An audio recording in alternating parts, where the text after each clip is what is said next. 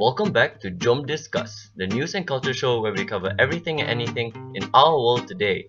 In this episode, we talk all about food. So tune in and Jom Discuss. Hey everyone, and welcome back to another episode of Jom Discuss. Once again, I'm your host Keith. I have Kula with me today. What's up? And we have Regina. Hello. So today we're going to be talking about something that probably is very close to a lot of Malaysians' hearts, which is eating food. Yeah. Yes. Because this, of course, coming off the back of the news that Times Magazine has voted nasi lemak a healthy breakfast. In fact, one of the top 10 most healthy breakfasts, if I'm not mistaken. Yes. So, wait, do you all think of nasi lemak as a breakfast food? Nasi lemak is like an all-day food. Whenever Right. you want to eat nasi lemak, That's why that's the correct time. It's to eat weird nasi to think of lemak. nasi lemak as a breakfast food. So now this got me thinking, because us Malaysians, we practically eat 24/7, right? What time of day do you guys best like your meals? A weird question, but yeah. Honestly, after midnight. There is something nice about eating after midnight. I know that's not healthy, so if I don't stop, I'll probably get fat in a couple of years, but after midnight. I don't think I've actually eaten out after midnight before. Are you so- serious? Oh, you're missing out on Malaysian culture, You've never been to Mama post midnight. No, I've never. It's a curfew thing. Yeah. Well, me personally, nothing beats the eating during supper like that. Right? For some reason, that's just Just like hot dal, yeah. warm roti canai. Yeah. I like roti canai in the morning. But roti canai at 1 in the morning. That's the best roti canai. Well, okay, the reason I asked this is because, there was news last year, or probably about a year and a half back. The government was proposing a plan to sort of shut down 24-hour mamas because they were saying how, it encourages people to go out late, and through that, somehow it encourages criminal or bad behavior. behaviors. Yeah, what do you guys think about that? I personally don't feel like, and I never thought of going out late past 12 to mamak because I always feel unsafe. Especially because mamak is always by the roadside, and there's always news of how you've got robbery and thieves snatching past your stuff when you're eating. Mhm. So I think that might be why they want to close it. But it's also a very huge culture over here in Malaysia, actually. It really represents a lot of us. Part of me says that restricting 24-hour eateries is a good thing, because I think if you're eating past a certain time, let's say you're eating past 10 p.m., you're probably not going to eat anything healthy. But at the same time, I have to admit, I really like 24-hour restaurants, just because there's sometimes where you're just awake really late and you want to eat. Kind of like some Malaysians, they do that thing where they go clubbing, and after they go clubbing at 3, 4 in the morning, they go eat mama. And then there are people like me who, when I was in uni, whenever I finished studying, I would go to mama. It's not healthy, but it's part of our culture. And if you want to close the mama, you might as well close 24-hour McDonald's, KFC, etc. at the same time. That's the weird thing, because actually, right, when they did the proposal, obviously it didn't work lah, because now mamas are still open. But when they wanted to give the proposal, they were saying that it's not a blanket ban on all restaurants. In fact, they'll only close mamas, but they'll keep McDonald's and KFCs open for 24 hours. Do they find it more safe to eat in those restaurants instead? I don't know whether it's safe or not, but the funny thing was that this whole thing came about because they wanted to curb bad social behavior. So are you trying to say people that go to McDonald's don't cause any trouble? People go to mama will cause trouble. So far, I don't know, everybody I've seen in mama, right? It's like they just kind of want to just do their thing and eat whatever they're eating. No one really makes trouble. I don't know. Yeah, definitely. I don't think eating out late has anything to do with what you do. Going by that logic, it sounds like they say, oh, you give them a reason to go out late, and once they're out late, confirm gonna do something bad. Well, I know I make bad decisions at mama all the time. Double roti telur. Indomie single or double? Triple. Double against triple. But I think you don't really find people going out at night, eating outside, do you? Overseas. Yeah, okay, so overseas, when I was studying in Sydney, now Sydney has this really controversial thing called lockout laws, where basically bars and clubs, they're not allowed to open past a certain time. Everyone has to go home after a certain time. They must shut down. And this has become controversial because a lot of the night scene people, like club DJs and stuff, they're saying you're ruining the city's culture. these are the reasons why some people want to come to Sydney to like party, to experience the club culture and everything. This is curbing like tourism lah, curbing the culture, which I guess relates to us also, because like if you cut out 24-hour mamaks, that's cutting out something that we feel is part of our culture also. Like when I go overseas, I definitely tell people like, oh, you come to Malaysia, you can eat out at these things called mamaks. Yeah. That like Actually, like foreign people, they're really amazed that you can eat something like a roti canai whenever you want. yeah, exactly. Like, you mean like you can go out at 3 a.m. and you can eat this? It's something unique about Malaysia. I mean, I know it's not good for our health. And like maybe it'd be better for all of us if they did close, but it's okay, man. It's okay. Mama is good. You talk about health, but then you want to keep McDonald's and KFC open 24 hours. Okay, personally, for me, right, I don't eat fast food. Like beyond Mama, I've only eaten McDonald's like maybe 3 times in the last 6-7 years. Because I just don't eat it, because I don't think it's good. And I don't drink soda either. But I'm not gonna lie, I drink like Milo ice all the time. I mean, like, I don't think we should close Mama. It's just that we should incentivize healthy choices. Because it's easy to make unhealthy food, so I can understand why a lot of people order unhealthy food, because it tastes good and it's cheap compared to healthy food. But, and our government isn't really doing enough to incentivize healthy eating, I feel. Actually, going back to the fact that nasi lemak is considered healthy food, that itself is I feel mind-boggling. It can be, because whether something is healthy or not depends on whether it can fit in your diet. So if like all our food, if you look back actually in Malaysian culture, right, that's something that I think a lot of people need to see for like developing countries. Last time when we were all like working hard, working in the fields, blah blah blah, like non-sedentary work, active jobs, like construction or labor or farming, mining. Those kind of stuff. Eating stuff like char kway teow, nasi lemak, the really sweet teh tarik. I mean, it fit because you needed that much energy. Yeah. But now, we still have like that laboring diet, but we have like office culture. Office jobs. Yeah, office, sedentary, just sit around all day, don't exercise. Yep. So we need to update ourselves, I guess. Nasi lemak, I think it really can fit if you know what you're doing. Well, I'm just reading the article where they said where they quoted this news, and the reason they said that nasi lemak is considered a healthy meal is because there is a lot of manganese, protein, and carbs, and the chili and the sambal can boost your metabolism. I mean, none of us are scientists lah, so I don't know how legit is that. But I bet like when this news came out, lots of people were like, I'm eating nasi lemak all freaking day. But I mean, the word nasi lemak, always people think of it as fats. Yeah, because it's basically oil. yeah, it's oil. So if they put it as like one of the best breakfasts, then probably I would accept that. But one of the most healthiest breakfasts, nah. Yeah, a bit iffy lah. Well, we're gonna take a break, and when we come back, we're gonna be talking more about all this healthy mumbo jumbo stuff. So don't go, we'll be right back.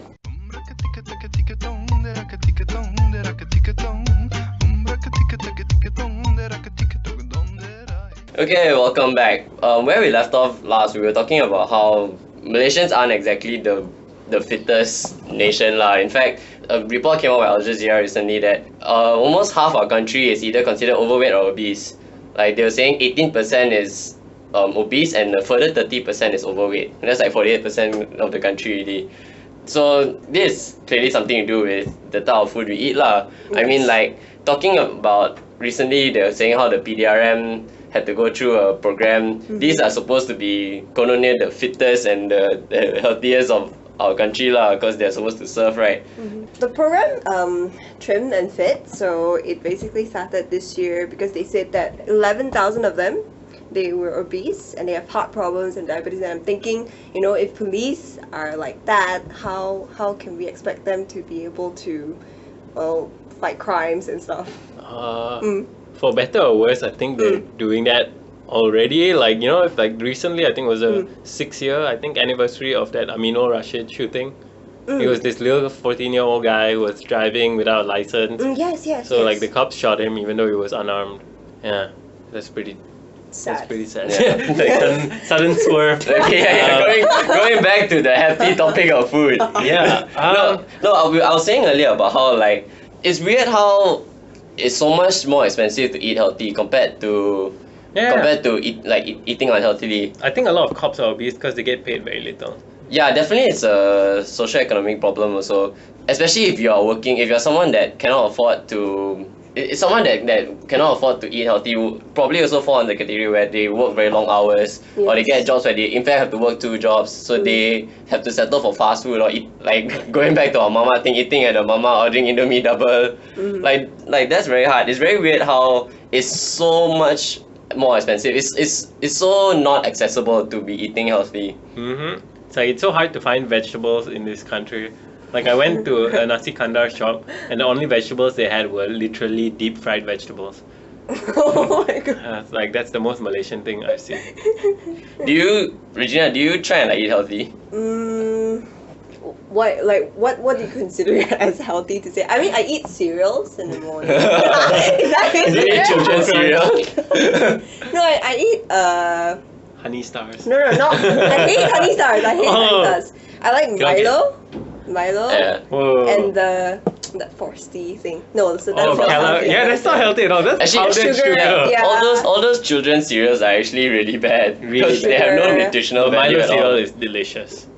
Okay. The Milo pops, right? The balls, right? Oh, yeah. Yeah. I drink milk a lot, so that Is considered. milk really healthy?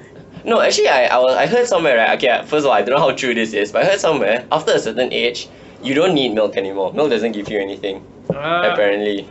Well, I mean, I can agree with it. I can see how you can say that you can get whatever you can get from milk through other ways. Yeah. Like Calcium. calcium, you can actually get it by like eating eggshells. I don't think anyone wants to eat eggshells. No, eating cheese and stuff will give you calcium also. Yeah. Yeah. So But like. isn't cheese a milk byproduct? So Yeah. basically, it's a roundabout way of drinking milk.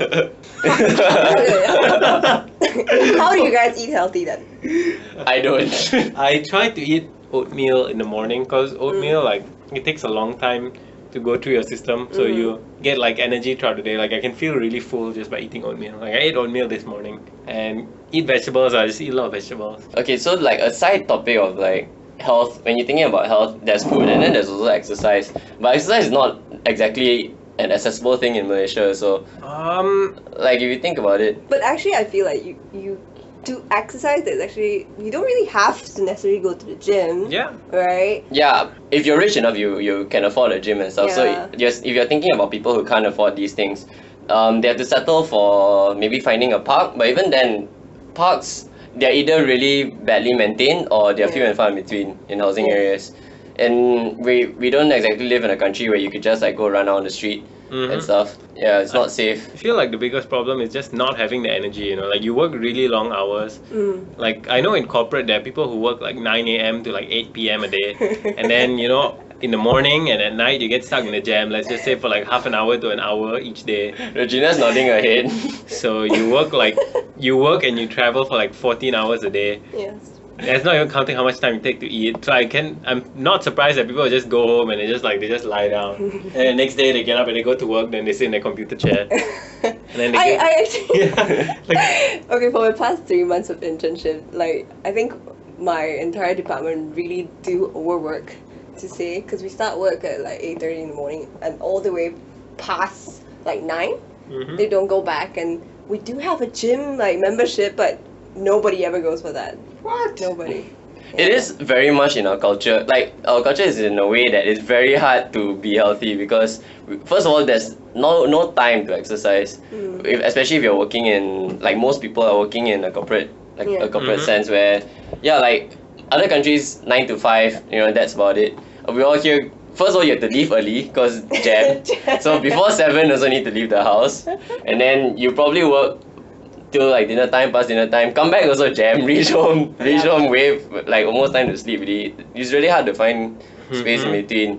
Then During weekends, you just feel like chilling at home. yeah, and Kula was saying like how if you really want to eat healthy on a cost saving budget, you actually have to cook yourself, right? And that one, like the time cost makes Yeah, it and that makes it impossible. so hard because like you don't have the time to cook yourself. I really wanted to, you know, when I was a student, I could do it. But when I started working, I used to get back at like 8 p.m. every day. It's too horrifying. It takes like an hour. Just eat out lah, it's easier. But it's not good for you. I feel so sad. So what would be the easiest way to stay healthy then? I think cut soda out of your life. I think that's the thing that everybody does that we can get rid of the easiest is to just stop drinking soda. When you order drinks at Mamat, you have like so much sugar. Most of the drinks are like super sweet. That like these are things that I guess are in people's control. You know, changing your sodas to water, ordering teh kosong, bala kosong. I mean, it's definitely not delicious lah, but you know, you get used to it. Taking the stairs, not the Taking the stairs. God, yeah, this is the biggest Malaysian problem. You know, like people want to go up one floor, go down one floor, they still take the lift. No, but you see, right? In shopping malls, the stairs are so dangerous though. Yeah. Oh yeah. Yes. I think like we also have distrust of the stairs because we always like smoke. Distrust of the stairs. Yeah, it's like I have to exercise and I have to. There's breathe some in dodgy looking stairs. It's staring at me. Yeah, and also usually like I don't know. Usually it's just the stairs look really dark and it's known for having like really dodgy people hanging around there. Yes. Yeah, it's just really hard. I think there's not just one factor where we can narrow it down to. It's a whole lot of things. That's like the problem with basically every big issue facing humanity. Is that there's never really one issue you can pin down. It seems simple and it's just needlessly complicated. Most of us just give up and then, you know, we just go back to doing the same old shit that we always do. It's okay. Go ahead. I guess going back to our really first topic, the fact that nasi lemak is voted into a healthy breakfast. I guess Malaysians take solace in that, but even then, practice moderation lah. Like don't go crazy. Don't take like 5 nasi lemaks a day Just or something. eat nasi lemak once a day. Yeah. Okay, don't even do that. Don't do that. Don't even do it once a day. Just find the best nasi lemak, you know, just Google it and then just eat that like once a month. So yeah, you Malaysians out there listening, let us know when do you guys like to have your nasi lemak? Oh, actually on a related note, right? Why do people like big breakfast? Big breakfast is terrible. It's like we pay like 20-30 bucks for it in a cafe and it's just shit. Didn't Regina just go Antipodian this morning? No, I went to Antipodian yesterday to eat eggs Benedict. Okay, at least like poached eggs. But still, I don't get it. What's with the Malaysian obsession with big breakfast? Like, you know, you pay someone 20 bucks to feed you baked beans, toast, sausages and eggs, all of which you can probably make by yourself for like 1/4 of the cost. Okay, but yeah, let us know when's the best time you think, when's your favorite time to eat, and also let us know, do you think nasi lemak deserves to be in one of the healthiest like the list of the healthiest breakfast foods? Yeah, and also if you have any tips on how to, you know, lose weight, stay healthy on a small budget, let us know. I think we could all use it also. Also, please really let me know what you think about big breakfast. English breakfast, big breakfast. I really want to know. If you don't answer any other question, answer Kula's big breakfast question. Who eats big breakfast? Okay, thank you very much for listening. I will see you next week. Bye. Bye. See you. Who eats big breakfast? Like every cafe serves it. I don't even know why. It's actually damn mahal, your breakfast. Yeah.